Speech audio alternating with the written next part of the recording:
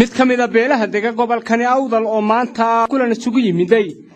ayaa waxay hambalyo taageeraha wada u mariyeen madaxweynaha cusub ee Soomaaliland Mudane Muuse Biixi Cabdi iyo ku xigeenkiisa Cabdiraxmaan Cabdilaahi Ismaaciil Saylici beeshani ayaa sidoo kale waxay fariimo kala duwan hawada u mariyeen beelaha ay wada degaan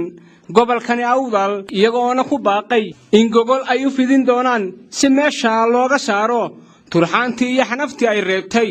doorashadii 13 November salaadiinta waxgaradka aqoon-yahanka beeshani ka soo jeeda oo warbaahinta la hadlaya hadaladoodii waxa kamid ahaa kani maanta xafladani waxaan isugu nimid inaan ku taageero xisbiga kulmiye madaxweynaha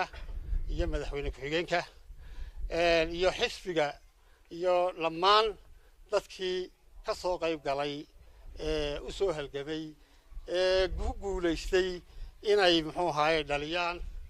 goolka xisbiga kulmiye oo ku soo baxay madaxweynaha Muuse Biixi iyo Cabdiraxmaan oo ku xigeenkiisa beeshayadani maanta waxaan ku soo muxuu ahaay isugu nimid lamaan labadii garab ee ahaa muxuu ahaay xisbiga wadani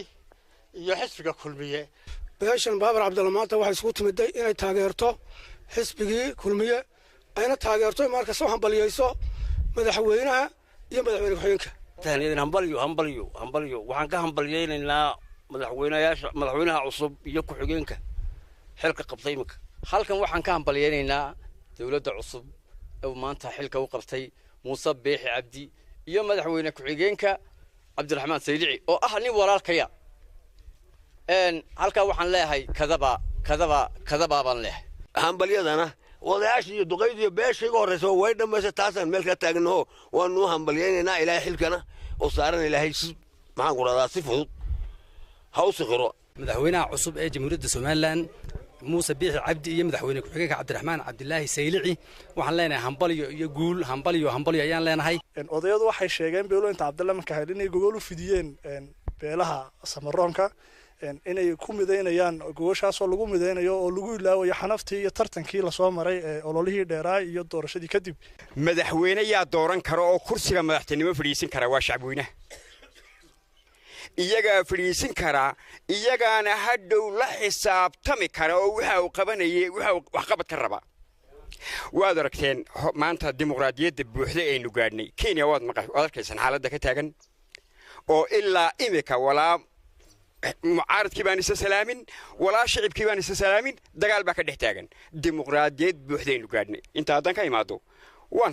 hambalyadu ay farabadnayd wallahi ducuu u baahan yahay waxaan ka mid ahaa oo ku leeyahay afka dhalinyartii makaahiil sida ay soo sheegeen beeshayduba marka hore tartanku uu dhacaya waxa lagu jirnaa waa tartanku markuu dhamaado Soomaaliland waxa u baahan tahay qaranba u baahan tahay qabiil uma baahna sida ay beeshayduba soo sheegtay sharaftana noo ah gogasha saay soo sheegtay wala fidinaya gobolka Awdal beelaha dega xanaftii yareeyay ay ku reebtay ololihii doorashadu si looga bogsado oo looga midoobo loo ilaawo inaan u dhigayno gogol haddaan nahay beelweynta Baabar Cabdallo waqtiga gogosha aan dhigaynana ay noqoto sheekhul beledkii Sheekh Cabdilaahi Sheekh Cali Jawhar oo maqani marka uu yimaado waxaan halka ka taaniyadeynaynaa madaxda kulmiye ee ku soo baxday doorashada si fiican ugu soo baxday ee la filayay qoladii bariga dhaweyd halkan ka hadashay ee ahayd makaahilka ee taaniyadeysay madaxweynaha oo kaliya waxay ka reebeen ninkii la oran jiray ku xigay isaga waxaan maanta waxaan dilaynaa halka kala hadlaynaa anagoo ku aan eedeynayn ka raali gelinaynaa ninka gudoomiyaha madaxweyne ku xigaha ee nimanka tolkeeni ka reebeen ee carabkoogii qaban waayay qarabkoogii ku waayay inay ku taadlaan kali waayay waa nuux kadiya telefishinka caalamiga Star Boorama